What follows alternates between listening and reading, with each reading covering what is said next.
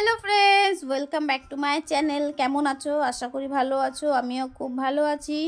তো তোমরা কে কোথা থেকে দেখছো আমার ভিডিওটা অবশ্যই কমেন্ট করে জানিও। আর আজকে কিন্তু বৃহস্পতিবার, তো এটা কিন্তু সন্ধ্যারই ব্লগ ছিল, যেহেতু আমি দিতে পারিনি সন্ধ্যের ব্লগটা, তাই একটু রাত হচ্ছে শেয়ার করতে।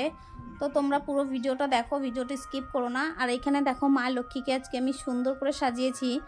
আর কেমন লাগছে একটু কমেন্ট করে তোমরা জানিও।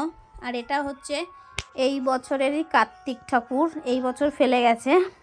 তো আমার আগের বারের কার্তিকটা খুব পছন্দ ছিল, ওটা একটু বড় ছিল, দেখতেও সুন্দর ছিল। তো এটাও ঠিক আছে, খারাপ না, মন থেকে যেটা মানবে সেটাই ভালো। আর এখানে দেখো আর একটা সিংহাসন আছে, এই সিংহাসনে তোমাদের এটাও দেখিয়েছিলাম। এখানে বাবা হরিচাঁদ, মা শান্তিমাতা, ছোট্ট বজরংবলী, বাবা লোকনাথ, বাবা ভোলানাথ, ছোট্ট একটা কার্তিক বিশ্বকর্মা ঠাকুর, ছোট্ট একটা বিশ্বকর্মা রয়েছে। আর এটা দেখো আমার গোসাই। তো তোমাদের কেমন লাগলো আমার ঠাকুরঘরটা একটু কমেন্ট করে জানিও। তোমরা কে কোথা থেকে দেখছো সেটাও একটু কমেন্ট করে বলো যে কে কোথা থেকে দেখছো। আর আমার ভিডিও ভালো লাগলে অবশ্যই আমার চ্যানেলটাকে সাবস্ক্রাইব করে দিও, যাতে পরবর্তী ভিডিওগুলো তোমরা দেখতে পাও।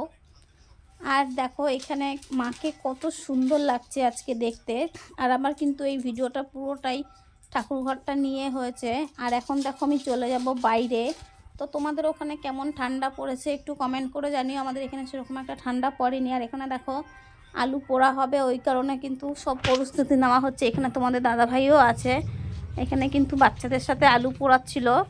আর এখানে দেখো আগুন ধরিয়েও নিয়েছে, কাঠ জোগাড় করে এনেছে, কাঠ জোগাড় করে এনে আগুন ধরিয়েছে। আর পাশেই একটা হিংসুটি মহিলা রয়েছে এখানে আগুন ধরানোর জন্য। সেই মহিলাটার সাথে কিছুক্ষণ আগে খুব ঝগড়া হয়ে গেছে এই আগুন ধরানো নিয়ে, তো আমরা তাতে পরোয়া একটুও করিনি। আর এইখানে সেই কুটনির বাড়ি, কুটনিটা এই বাড়িতে থাকে।